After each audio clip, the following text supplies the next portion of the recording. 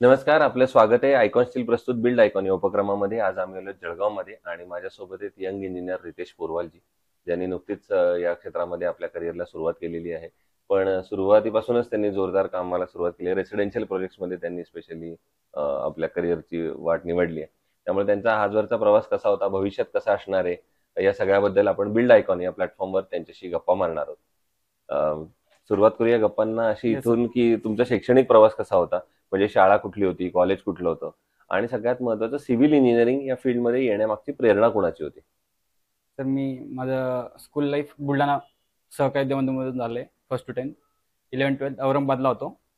आणि first year मग नाशिकला.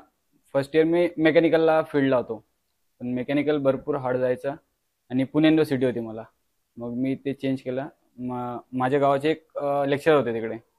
त्याने जर तुला म्हणजे सोपं सोपं करायचं असणार म्हणे तर मग ऑटोनॉमसला घेऊन टाक म्हणे. मी आहे म्हणे तिकडे म्हणे सर्व प्रोजेक्ट वगैरे. मग मी फील्ड चेंज केली, मेकॅनिकलमधून सिव्हिलला गेलो. सिव्हिलला गेलो फर्स्ट इयर. ऑटोनॉमस होते तर MCQ राहायचे. हम्म.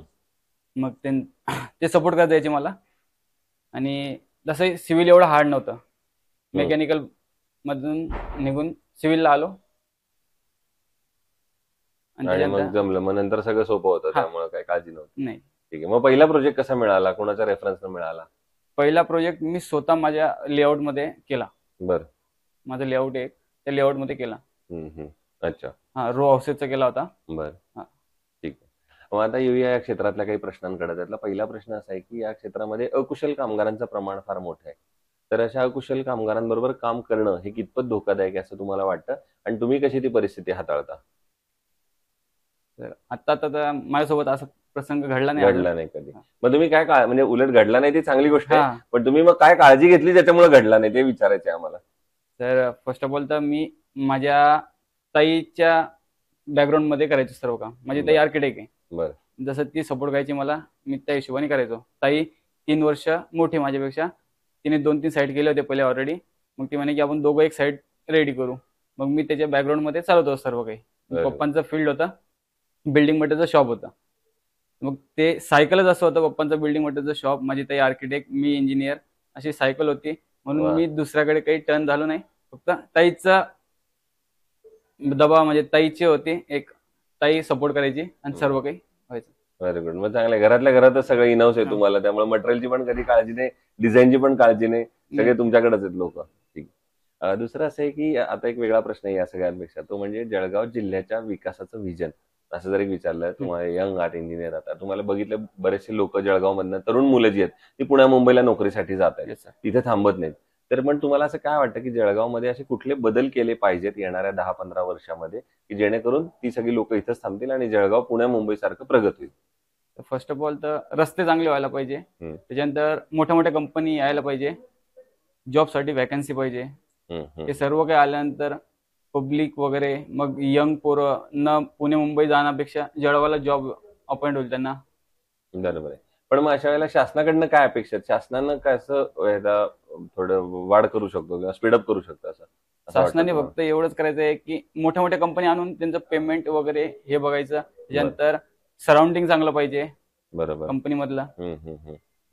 दुसरं, कन्स्ट्रक्शन मध्ये जेव्हा स्टील निवडायची वेळ येते, तेव्हा तुम्ही काय पॅरामीटर्स त्याचे बघता आणि मग निवडता की हे स्टील चांगलं आहे, हे वापरलं पाहिजे? तर एक तर स्ट्रेंथ, डक्टिलिटी, हम्म.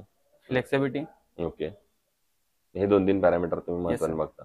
आणि आयकॉन स्टील कधी वापरलंय का कुठल्या प्रोजेक्ट मध्ये? Icon steel first time row हाऊसला वापरलं होतं माझ्या फर्स्ट बर. साईडलाच. बर. बर. मग कसा तेव्हा होता अनुभव तुमचा आयकॉनचा?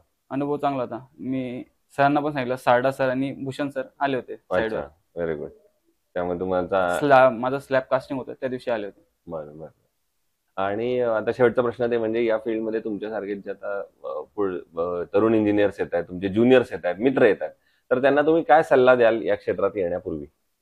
तर एकच सल्ला आहे हम्म. की येऊन बजेट वगैरे बघून मग त्यांना एस्टिमेट द्यायचा. बरोबर. कारण की या फील्डमध्ये कसं आहे, एस्टिमेट दिल्यानंतर एक वेळेस घर मालक म्हणजे ठाम होऊन जातो की 7 लाखात तुला हे काम करायचं. त्याच्यावरती तो नाही म्हणतो. आपल्याला जर 780 पण गेलं तो आपल्याला 80,000 वरती देत नाही. देत नाही. मग बरोबर. त्यापेक्षा जे ज्युनियर येत आहे त्यांना ते सांगायचं, 2 दिवस लेट एस्टिमेट द्यायचं, पण केअरफुली मटेरियल क्वालिटी वगैरे बेस्ट यूज करायची सर्व काही.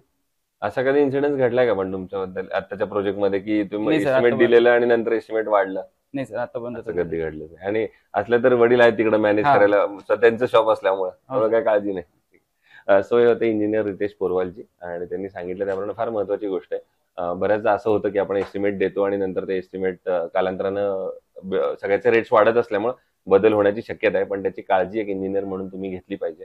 पुन्हा एकदा आपल्या मनापासून आभार थँक्यू की सर. तुम्ही आलात आणि भविष्यात सुद्धा अशाच आयकॉनिक प्रोजेक्टची निर्मिती आपल्या हातून घडावी येस. याच आयकॉन स्टील तर्फे मनपूर्वक शुभेच्छा. Okay sir. थँक्यू.